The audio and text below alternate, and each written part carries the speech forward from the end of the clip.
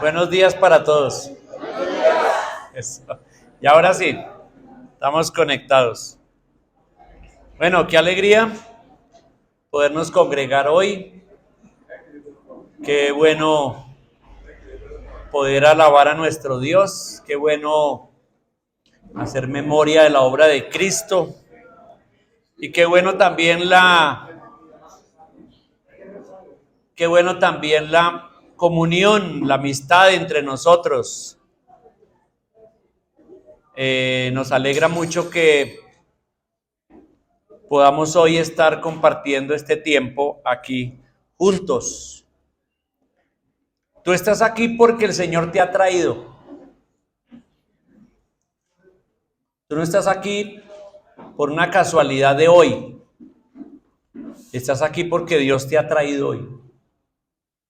Y te ha traído porque tiene algo preparado para ti. Ya te ha hablado, ya te ha dicho. Y seguramente en lo que vamos a hablar hoy de este mensaje, el Señor tiene un mensaje especial para ti, para tu corazón. El mensaje de hoy se llama un llamado a la unidad para el crecimiento. Y empiezo preguntando, ¿por qué es tan importante la unidad para una iglesia? ¿Cómo se consigue la unidad? ¿Cuál es el verdadero propósito de la unidad? ¿Qué es lo contrario a la unidad? Desunión, división, desconexión, inconformidad, desacuerdo, oposición, discordia, conflicto. Todo eso son cosas contrarias a la unidad. Por lo tanto, las peleas o los enfrentamientos, los chismes, las divisiones, los desacuerdos, son los causantes de no tener unidad en la iglesia. Y toda iglesia requiere la unidad. Pero, aunque este es un mensaje que va dirigido hacia el enfoque de la iglesia es una familia. Por lo tanto, todo lo que vamos a hablar hoy se aplica a la familia. Entonces yo quiero que ustedes hagan el ejercicio. Vamos a hablarlo enfocado en la iglesia, pero yo quiero que ustedes hagan el ejercicio mental de enfocar varios de estos principios a la familia. ¿Necesita la iglesia unidad?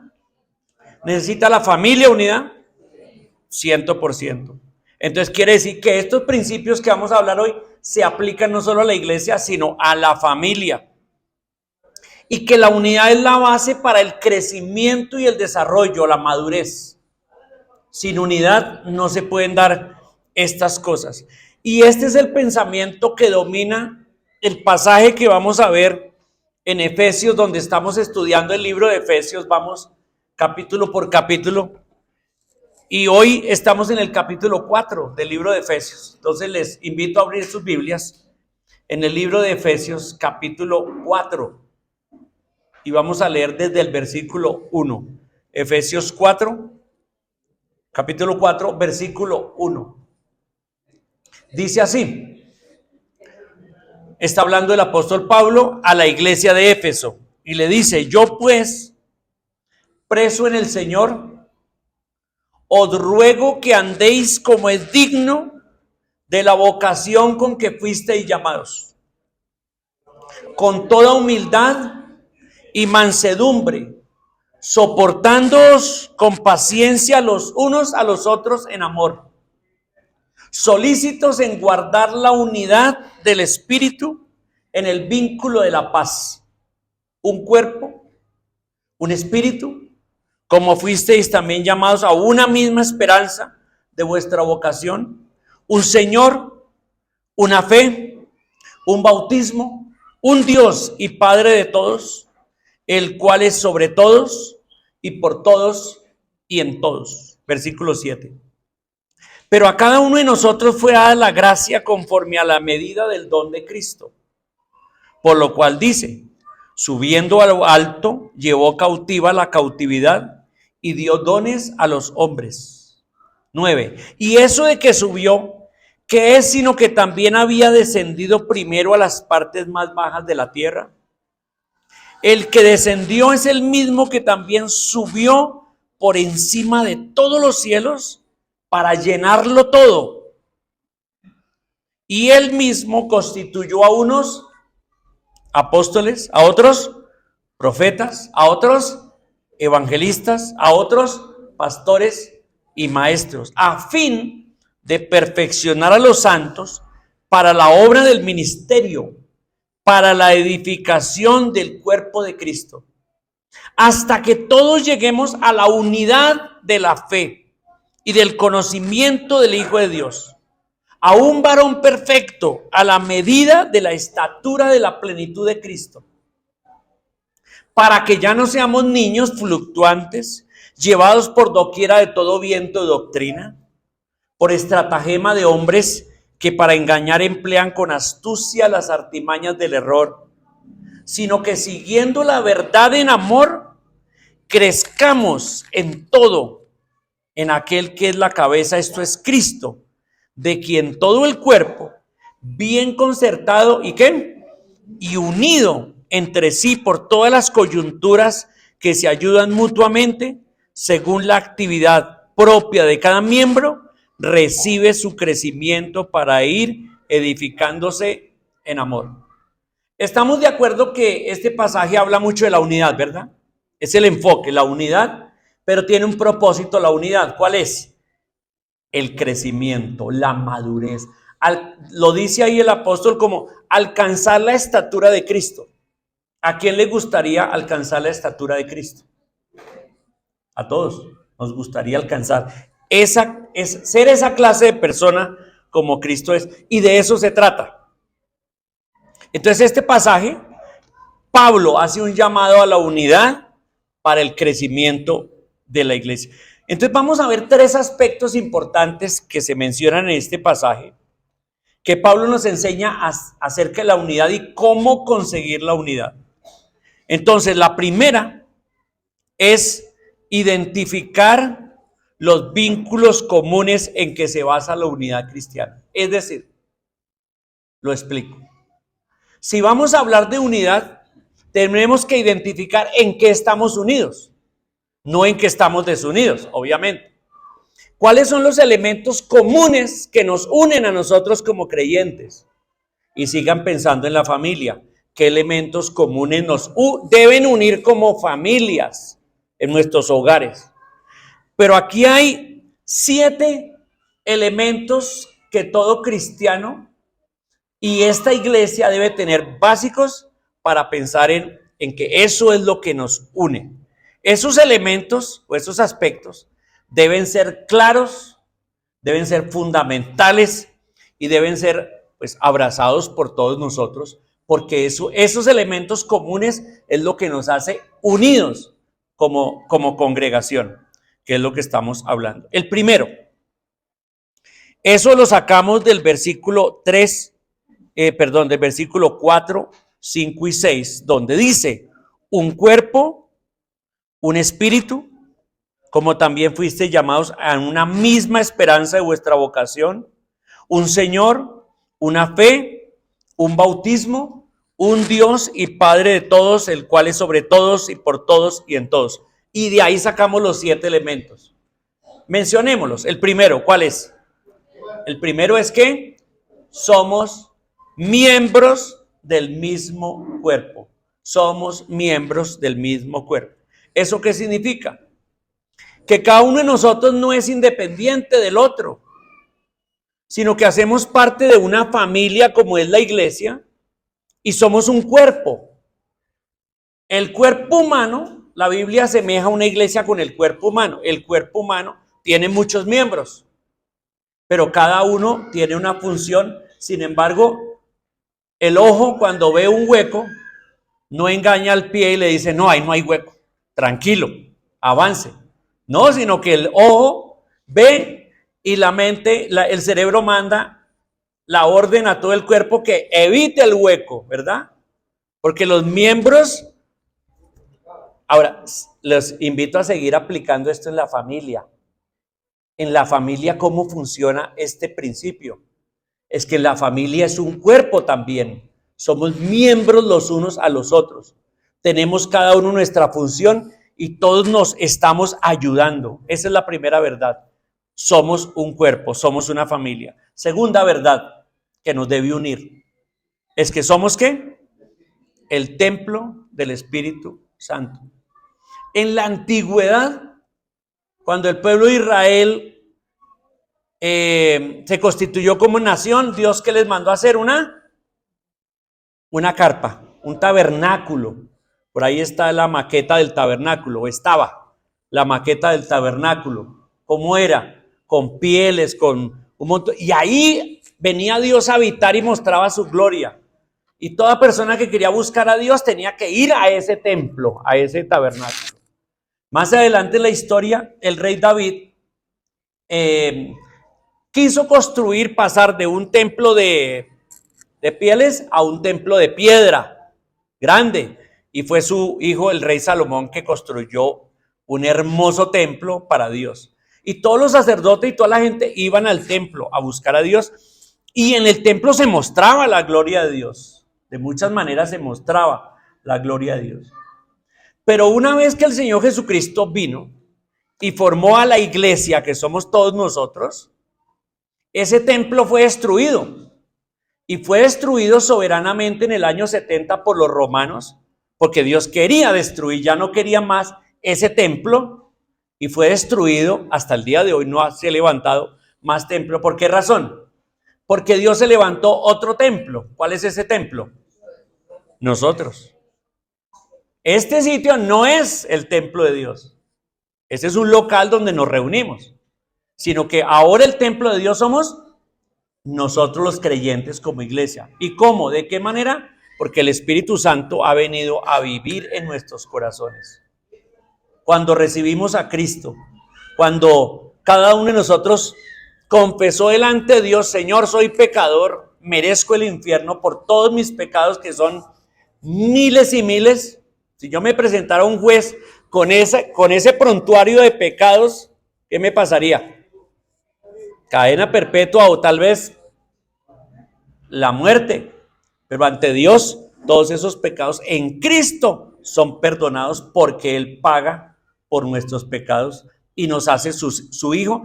Cuando nosotros nos arrepentimos y venimos a Dios y le entregamos nuestras vidas, ¿qué es lo que pasa? No solamente Cristo limpia nuestros pecados y quedamos, como vimos esta mañana, justificados delante de Dios, sino que el Espíritu Santo viene a morar en nosotros. ¿Qué somos hoy? El templo del Espíritu Santo. Y soy templo donde quiera que yo vaya. En el trabajo, en la calle, en el supermercado, jugando fútbol, en donde sea, soy templo del Espíritu Santo. Eso es lo que nos hace, eso es elementos vinculantes de la unidad. Tercero que se menciona aquí. ¿Cuál es el tercero? Que tenemos y anhelamos la misma esperanza. ¿Qué significa eso? Que todos vamos para el mismo sitio, que todos tenemos el mismo futuro. No es que uno va por acá, otro va por allá. Apliquen eso a la familia, por favor. Pensemos en la familia. No es que cada uno va, sino que como cuerpo, como familia de Dios, tenemos todos una misma esperanza. Sabemos para dónde vamos, sabemos qué va a pasar y sabemos que Cristo Jesús viene pronto por nosotros y vamos a estar en el cielo todos juntos. Amén. ¿Les anima eso o no les anima eso? Claro, nos anima saber que nuestro destino, un día moriremos, mueren jóvenes, niños, un día moriremos, pero sabemos que tenemos una casa en los cielos. ¿Compartimos la misma esperanza, sí o no? Y eso no, esos son elementos que nos unen a nosotros. Cuarto. ¿Cuál es el cuarto elemento? Que reconocemos y obedecemos al mismo Señor. ¿Tenemos aquí en la iglesia un hombre al cual nos sometemos y le obedecemos? ¿Sí o no? Un hombre que no es Dios. ¿Tenemos un hombre al que nos sometemos y le obedecemos y todo lo que Él diga? No, para nada. Tenemos y todos nos sometemos a una persona que es el que proclamamos la cabeza de esta iglesia y el Señor de esta iglesia. ¿Qué es quién? Jesucristo. Todos los demás nos ponemos debajo de Él y somos solamente ¿qué? Siervos. Que a uno se nos da el papel del pastorado, otros se les da el papel de maestros, otros se les da el papel de evangelistas, como vamos a ver más adelante, pero esos son meramente papeles.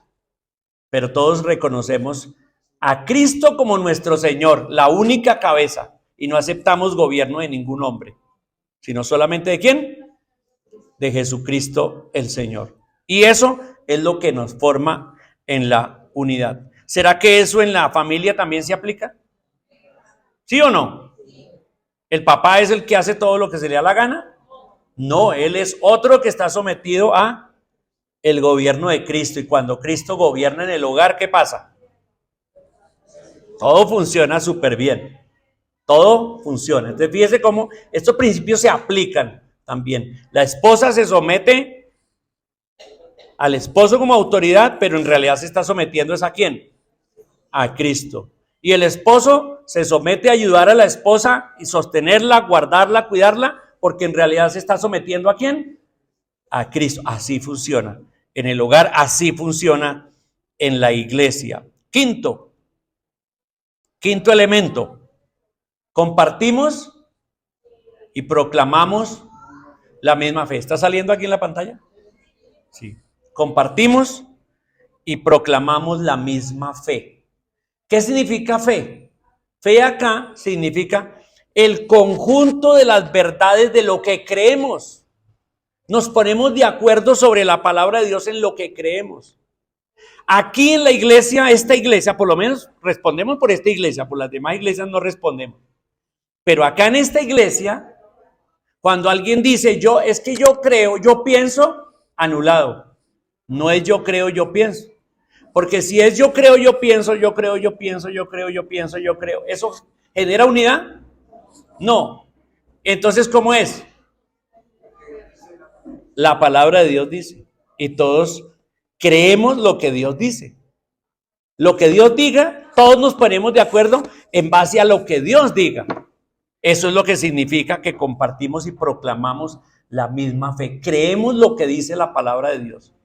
No lo que alguien dice, opina o cree. No, eso no genera unidad. ¿Y en el hogar será lo mismo? ¿Qué piensan? En los hogares, ¿qué pasa si un hogar se basa en los principios de la palabra de Dios? ¿Se forma unidad? Así, fuerte. Ese es un hogar fuerte. Cuando ese hogar se basa en los principios de la palabra de Dios.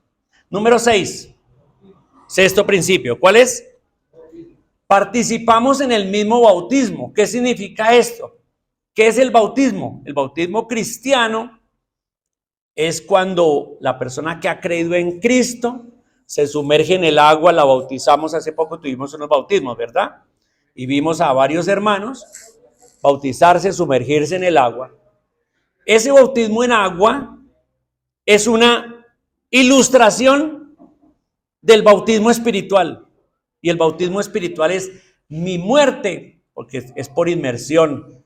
Se mete en el agua y sale otra vez. No es echarle agüita en la cabeza, sino es así bíblicamente, porque significa que hemos ¿qué? Muerto, hemos sido sepultados y hemos resucitado con Cristo. Entonces el bautismo es una ilustración pública de una verdad espiritual.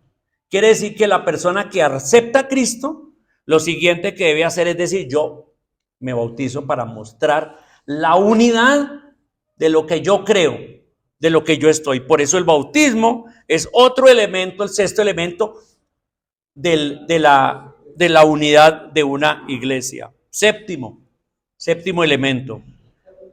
Compartimos el mismo Padre que es Dios, el mismo Padre celestial. Eso significa que aquí hay, ¿cuántos hijos de Dios hay acá? ¿Cuántos hijos de Dios hay acá? ¿Y quién es el hijo consentido de Dios acá? ¿Quién se siente el hijo consentido de Dios? No, Dios no tiene consentidos. Qué lástima decirles, Dios no tiene consentidos. Dios trata a todos sus hijos igual, bendice igual, disciplina igual, provee igual, da a todos por igual. Y Dios nos trata a todos por igual. No, Dios no tiene consentidos. Ni tiene hijos de menor valor y hijos de mayor valor. No. Y ese es un elemento que nos une. Cuando como hermanos en Cristo nos valoramos los unos a los otros. Y aquí no cuenta si usted es presidente de la compañía y su merced es celador de la misma compañía. El uno está arriba sentado en un escritorio y el otro está parado abajo con un bolillo. Pero si ambos son cristianos, ¿qué es lo que pasa? ¿Como cristianos? No, igual. En el reino de Dios es así, igual, igual. Y ese es un elemento que nos une. ¿Y en la familia se aplica también? ¿Sí o no? Vayan haciendo el ejercicio de aplicar esto a la familia. Entonces, la unidad, en este primer punto, la unidad no es posible si no estamos de acuerdo en estos 7 puntos. Si alguien de aquí piensa otra cosa diferente, está rompiendo la unidad. Si todos abrazamos estas verdades y las reconocemos, lo que estamos es formando que la unidad sea fuerte entre nosotros. Pero necesito decir algo acá. Y es que dice el versículo 3, solícitos en guardar, o sea, diligentes, prestos, trabajen en guardar la unidad del espíritu. La unidad, ¿quién la produce? ¿La iglesia o el espíritu? El espíritu, porque dicen la unidad del espíritu. ¿La unidad la crea la iglesia o la crea el espíritu? La crea el espíritu. Entonces nosotros no necesitamos crear la unidad ya está. Entonces, ¿cuál es el verbo que dice ese versículo? ¿Cuál es nuestra responsabilidad? Guardarla. Entonces es algo que ya tenemos, que es una realidad espiritual. Somos, así tú no quieras, si eres creyente, eres miembro y estás en unidad espiritual. Por ejemplo, Marinita me cae muy gorda, pero ni modo, es una conmigo en Cristo, ¿sí? Porque es mi consuegra, por eso la tomo como ejemplo, ¿verdad? Pero por más que yo no quiera relacionarme con ella, pero espiritualmente somos unidos. ¿Qué significa entonces guardar la unidad? Que yo debo amarla, cuidarla y aceptarla como es. Me es difícil, pero la acepto como es. Y eso forma la unidad. Entonces, una aclaración es que yo no formo la unidad. Mi responsabilidad es ¿qué? Guardarla, cuidarla, conservarla. Es decir, que la unidad se puede ¿qué? Dañar, no se quita nunca. ¿Se puede qué? Dañar o se puede conservar y consolidar. Y pasa lo mismo en el hogar, ¿sí o no? Pasa lo mismo en el hogar. Igual, pasa lo mismo en el hogar. Muy bien.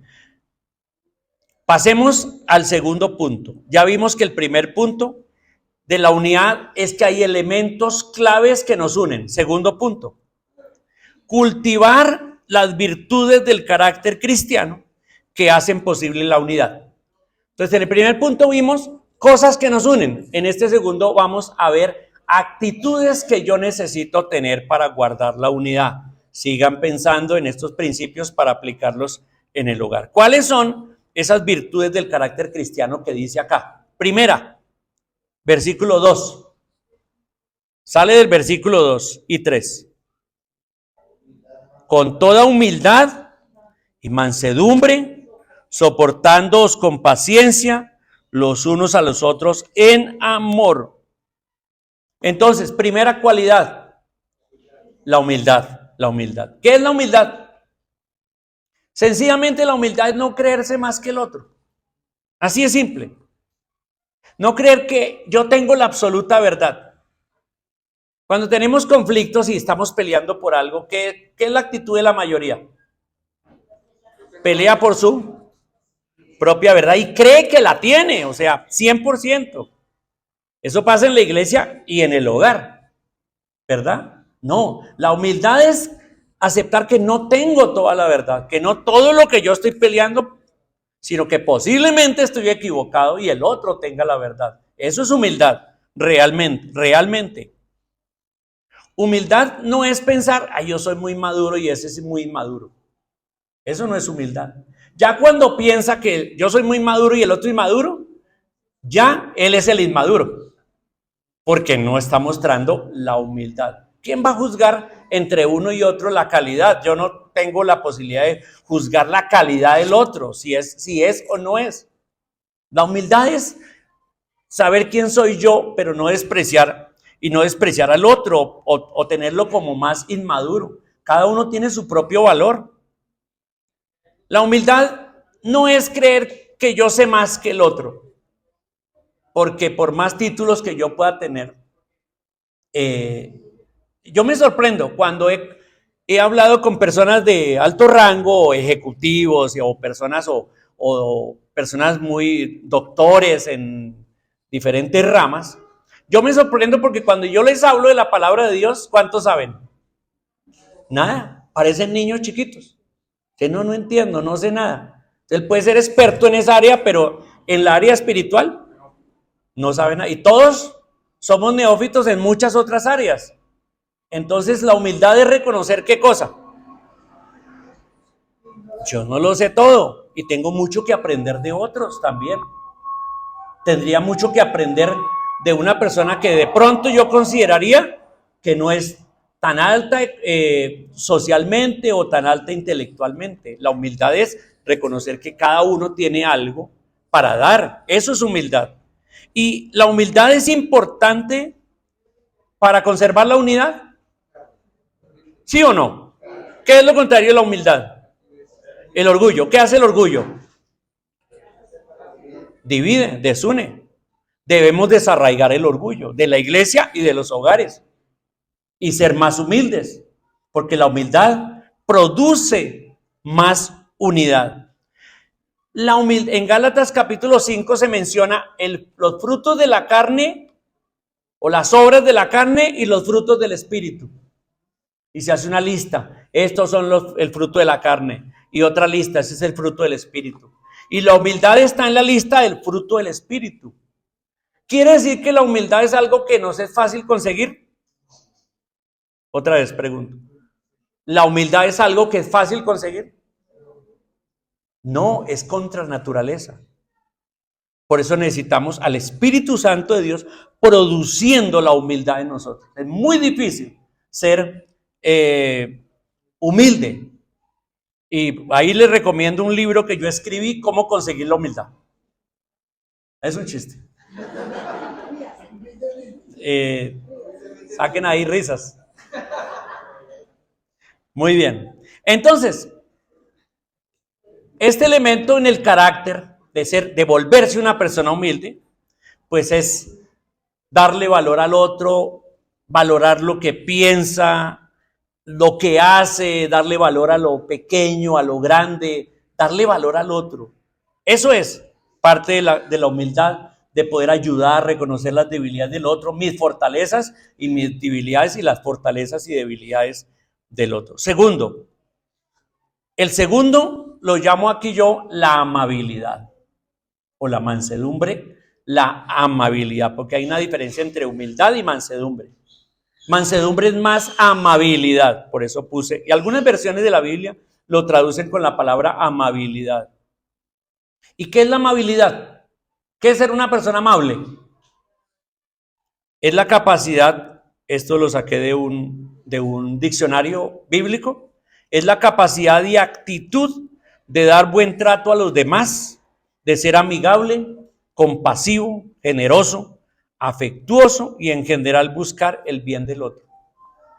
Es decir, la persona amable, ¿qué hace? ¿Piensa en sí o piensa en el otro?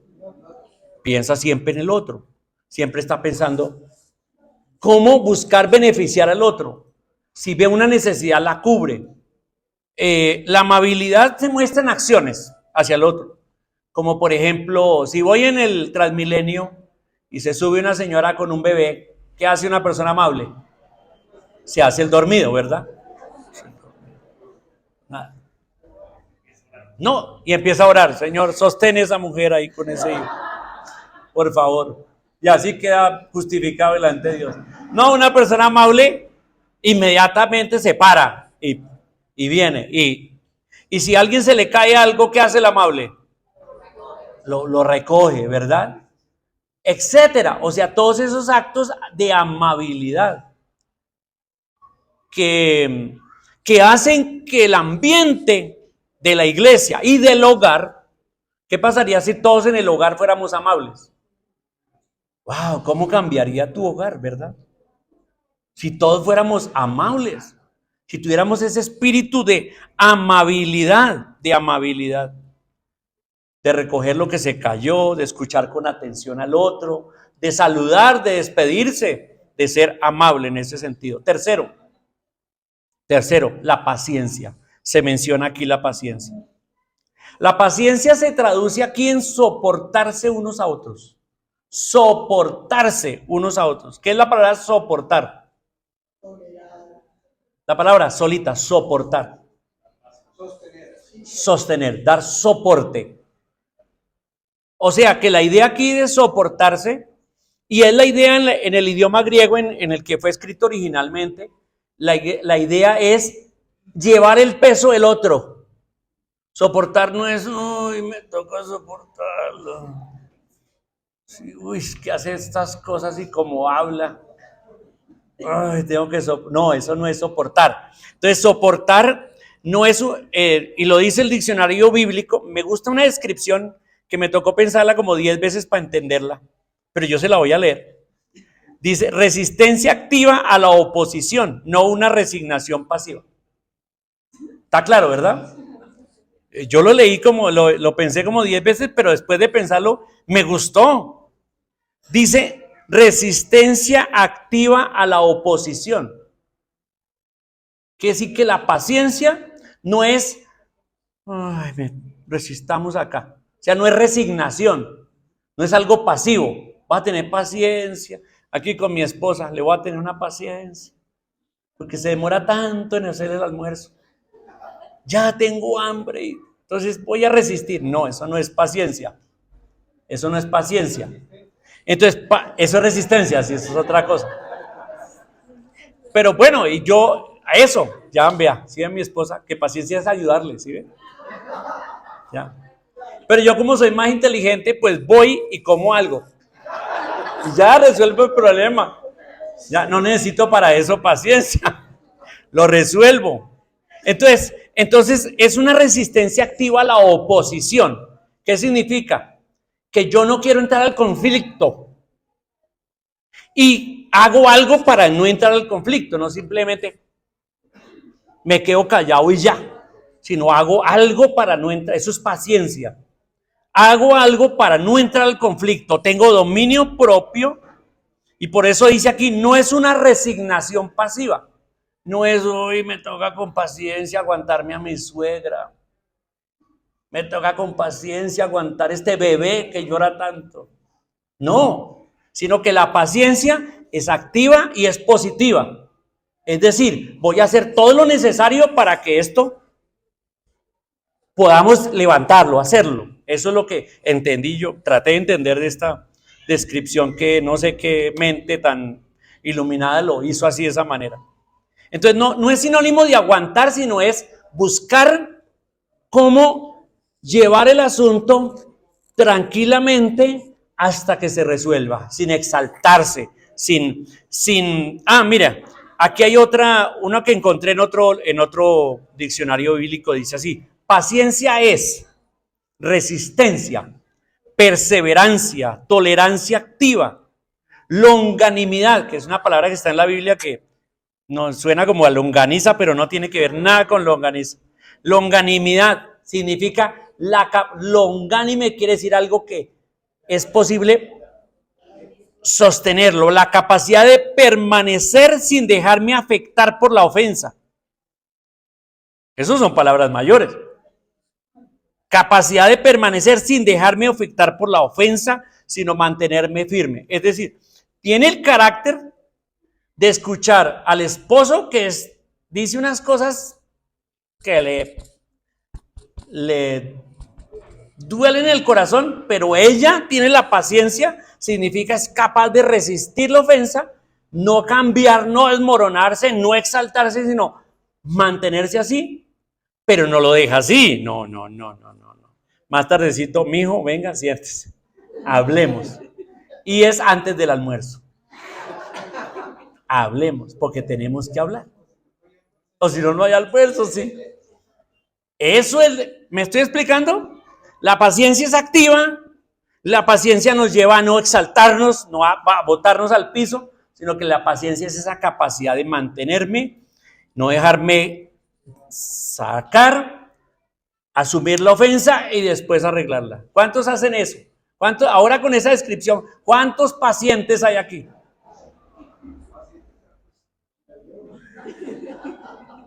Allá uno dice soy paciente, pero para cuidados intensivos. Entonces esta descripción de paciencia es una característica que debemos cultivar. Y otra vez, la paciencia es fruto del Espíritu Santo. No es incapacidad nuestra producirla. La tiene que producir Dios en nosotros, nos tiene que ayudar. Pero es la paciencia la que forma la unidad en la iglesia y en el hogar. Cuando dice soportarse unos a otros, la paciencia me ayuda a soportarnos unos a otros. Ese soportar es la capacidad de aceptar al otro tal y como es. Tal y como es. Hay de esas personas que de pronto su forma de hablar o hablar o reír inclusive, me acuerdo de una hermana que asistía aquí que se reía con unas carcajadas así, durísimo, cada vez que uno le echaba un cuento, pegaba un... Y había gente que se molestaba, uy, esta mujer como se ríe, pues esa es su forma de ser, hay que soportarla significa, no, la vamos a soportar ahí, no, sino la aceptamos como es y la amamos como es. Y nos acomodamos a ella y no la criticamos, sino que, como yo quiero, ¿quién de aquí quiere ser aceptado como es? ¿Quién quiere ser aceptado como es? Todos, pues haz tú lo mismo, acepta a los demás como son. No estamos diciendo que aceptamos el pecado, no. El pecado no, el pecado hay que tratarlo. La forma y la manera de ser de las personas. Ahora, si podemos ayudarla a ser mejor persona, que se ría no tan duro, más suavecito. Y ayudarle, pues es lo que debemos. El cuarto punto, vimos 3 muy importantes: la humildad, la amabilidad, la paciencia. Y el cuarto, el amor. 1 Corintios 13 dice, les recomiendo leer ese capítulo, que se llama el capítulo del amor. 1 Corintios 13. Dice que podemos hacer grandes cosas por medio de la fe, por medio de los dones, por medio de tener capacidades inmensas y hacer cosas increíbles, pero si no tengo amor, dice ahí que es basura, no sirve para nada. Es basura, no sirve para nada. Usted puede hacer grandes cosas y no tengo amor, de nada sirve. ¿Por qué? Porque el amor es la base y la fuente de las relaciones, ¿verdad? ¿Qué es lo contrario del amor? Odio, ¿verdad? ¿Y el odio qué hace? Divide. ¿Y el amor qué hace? Construye, une. Dios nos ama. ¿Por qué? Porque quiere que le amemos y construir una unidad y una relación mía con Dios. Apliquemos esto a la iglesia y apliquemos este mismo principio a la familia. Es lo mismo, igual. Y otra vez, el amor es fruto del Espíritu Santo. Está en la lista de los frutos del Espíritu Santo. Entonces, hemos visto 2 puntos. Primero, los elementos que nos unen. Y segundo, ¿las qué? Las actitudes que nos pueden unir. No tener esas actitudes es hacer que haya desunión en la familia y en la iglesia. Tercero, usar las capacidades y dones para edificar a otros y que alcancemos la unidad juntos. Y que alcancemos la unidad juntos. ¿De dónde sale esto? Porque es que en el versículo 7 dice, pero a cada uno de nosotros fue a la gracia conforme a la medida del don de Cristo, por lo cual dice, subiendo a lo alto llevó cautiva la cautividad y dio dones a los hombres. Dio dones a los hombres. Cuando dice a los hombres, no está diciendo a todos los hombres, sino a cuáles hombres. A los de la iglesia. A la iglesia, porque el tema es la iglesia. Entonces Pablo aquí usa una ilustración. Escuchen esta ilustración que Pablo usa. Cuando dice, subiendo a lo alto llevó cautiva la cautividad y dio dones a los hombres.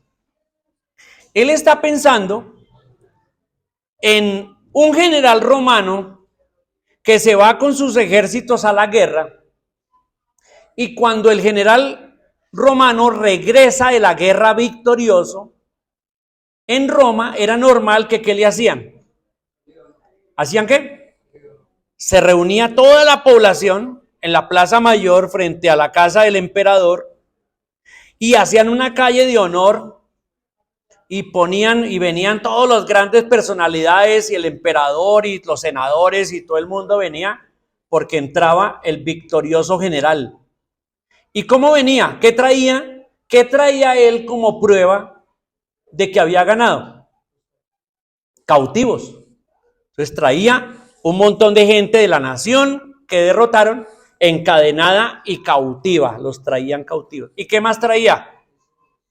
Tesoros de despojos, de los despojos que habían obtenido en esa invasión, y él los traía, y esa es la ilustración que Pablo tiene en este momento, cuando dice, subiendo a lo alto llevó cautiva la cautividad y dio dones a los hombres. Entonces esta ilustración ahora pasémosla a Cristo. ¿Qué hizo Cristo? Dice ahí que estando en los cielos, ¿qué hizo? Vino a la guerra acá. Vino de la casa de su Padre donde estaba en la eternidad, en su trono de gloria, dejó su trono de gloria y vino a esta tierra, a la batalla. Él no vino a vacaciones, no vino a conocer, no nada. ¿Vino a qué? Como un general en la batalla. Y se enfrentó con todo hasta que finalmente, ¿qué? Terminó muerto en la cruz. La muerte de Cristo parecía una derrota, ¿verdad? Sí, parecía una derrota. Pero en realidad era una victoria. ¿Quién lo creyera? Que la muerte era una victoria. ¿Por qué? ¿Por qué la muerte de Cristo fue una victoria? ¿Por qué la muerte de Cristo, la muerte fue una victoria? Porque esa muerte cancelaba el pecado de todos los que creyeran en él. Porque iba a traer muchos hijos a la gloria. Y la muerte era una victoria. El mundo no la entendía como una victoria y Satanás menos la entendía como una victoria. El mundo y Satanás, cuando vieron a Cristo muerto en la cruz, dijeron, ganamos, lo acabamos. Mentira, estaba todos perdiendo. Cristo estaba ganando. Y al tercer día, ¿qué?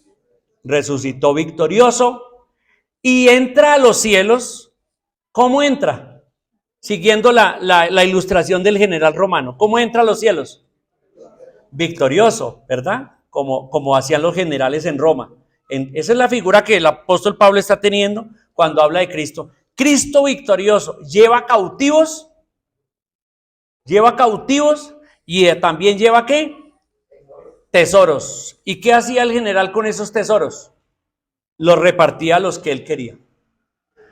Una parte para el emperador, le daba a sus amigos en el Senado de la República de Roma y premiaba a unos oficiales del ejército que habían sido valientes, a soldados destacados, les daba y repartía todo el tesoro, y obviamente él se quedaba con una parte, ese general. ¿Qué hizo Cristo? Cuando bajó del cielo, se vino a la batalla a esta tierra, murió y muriendo venció, y resucitando venció la muerte y puso su sello y volvió a los cielos. ¿Qué hizo Cristo? Fue exaltado como vimos, pero ¿qué hizo? Con las riquezas La repartió. ¿De qué forma la repartió? Lo vimos en el capítulo 1. ¿Estamos qué? Bendecidos con toda bendición espiritual. Y parte de lo que nos dio este pasaje nos habla de los dones. Dio dones a los hombres. Dio dones. Por eso hablamos aquí de las capacidades y dones. Cristo reparte dones. Eso es lo que aprendemos hoy. ¿Y qué son dones? Son capacidades espirituales, poderosas, que no dependen de nosotros, sino que dependen de Cristo mismo. Por ejemplo, y perdone, yo me pongo como ejemplo. Oye, es que soy muy humilde, saben ustedes, ¿no? Pero yo tengo el don de la enseñanza. O sea, el don de la enseñanza es la capacidad de estudiar la Biblia, entenderla y después explicarla. ¿De quién viene ese don? Es mío, ¿verdad? Yo soy muy pilo, muy inteligente. Ustedes no sabían eso, pero yo soy muy inteligente. Y logro entender eso y sacarlo. ¿Sí es así? No. Esa capacidad que yo tengo, que yo mismo me admiro esa capacidad. ¿Y cómo puedo entender estas cosas y sacarlas y explicarlas? ¿Qué es eso? Un don. Y así en la Biblia hay diferentes dones que cada creyente tiene, que no puede explicarse tener ese don. Es una capacidad que no es mía, es de Dios, pero que yo puedo hacerla para la obra de Dios, para beneficiar a otros. ¿Estamos? Y Él vino y repartió. Entonces, cada uno de nosotros tiene por lo menos un don. Un don. Es tu deber descubrir qué don tienes. Don de servicio, don de exhortación. Y hay una lista de dones. Aquí en Efesios, en 1 Corintios 12, en Romanos 12, 1 Pedro 5, listas de dones. Importante entender eso. ¿Por qué este tema acerca de la unidad? Porque si somos uno, ¿cómo vamos a funcionar? ¿En base a qué funcionamos? A los dones que cada uno tiene. Como el cuerpo, la mano y cada dedo tiene una función. Si a mí me quitan estos dos dedos, pierde bastante, ¿verdad? Agarre la mano. Incluso si me quitan una uña, que son de células muertas, que se van acumulando ahí, ¿verdad? Y que se endurecen. Pero si me quitan la uña, wow, el dedo. O sea, que quiero decir que todo en el cuerpo tiene su función y en la iglesia es lo mismo. Ninguno aquí debe creer es que yo no sirvo o yo no hago parte o no puedo hacer algo. Es más, cada miembro debe tener una función. Cada miembro debe hacer algo para que se produzca la ¿qué? La unidad. La unión. ¿En la familia pasa lo mismo? ¿Sí o no? Cada miembro de la familia tiene una capacidad y una función. ¿Y qué pasa si no la hace? Pues hay desunión y pasa exactamente lo mismo. Entonces,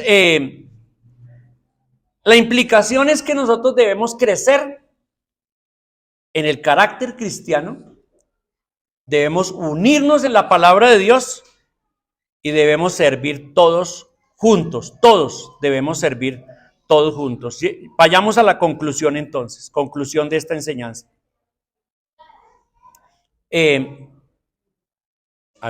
Conclusión. Pablo nos hace un llamado a la unidad para el crecimiento. La primera conclusión es que una iglesia que crece, que se afirma y madura, es una iglesia que tiene una mejor relación con Cristo. Y esa relación con Cristo es la que produce un bienestar a todos. Y esa es la unidad. El segundo es que debemos crecer entonces en el carácter cristiano de esas. ¿Se acuerdan las actitudes que dijimos? ¿Cuáles eran? Humildad, amabilidad, paciencia, soportándose unos a otros, amor. Mínimo esas. Hay más, pero esas son básicas en este pasaje. Unirnos en la palabra de Dios quiere decir no es lo que yo creo, yo pienso, sino lo que Dios dice. Y nos unimos alrededor de lo que Dios dice. Y en tercer lugar, cada uno con su don sirve. Y nos servimos unos a otros y servimos incluso a los que no están en la iglesia, a la comunidad si podemos hacer algo por la comunidad. Servimos. ¿Verdad que esas tres cosas juntas forman la unidad? ¿Verdad? ¿Cierto? Y pasémosla al hogar. En el hogar. Si en el hogar todos crecemos en nuestro carácter con las actitudes de humildad, ¿qué más? Amabilidad, paciencia y amor. Imagínense un hogar con esas características todos. Un hogar donde nos sujetamos a la palabra de Dios y no es lo que él dice, lo que ella dice, sino lo que Dios dice. Y si cada uno tiene su función y nos respetamos y nos ayudamos, imagínense esa clase de hogar, ¿cómo sería? Y lo mismo en la iglesia. Entonces, después de que tengamos eso, es que veremos una iglesia sana o una familia sana, una iglesia creciente, una familia creciente, una iglesia activa, una familia activa. Y todo finalmente es para qué? Para la gloria de Dios, no para nosotros, sino para que Dios sea glorificado. ¿Por qué? Porque si Dios está glorificado, tenemos contento a nuestro Padre Celestial. Y si tenemos contento a nuestro Padre Celestial, ¿qué va a hacer Él? Va a estar tan contento con nosotros que va a ayudarnos y no a disciplinarnos. Como haría un buen padre, estamos bien. El Señor bendiga su palabra, bendiga esta iglesia y bendiga cada hogar. Amén.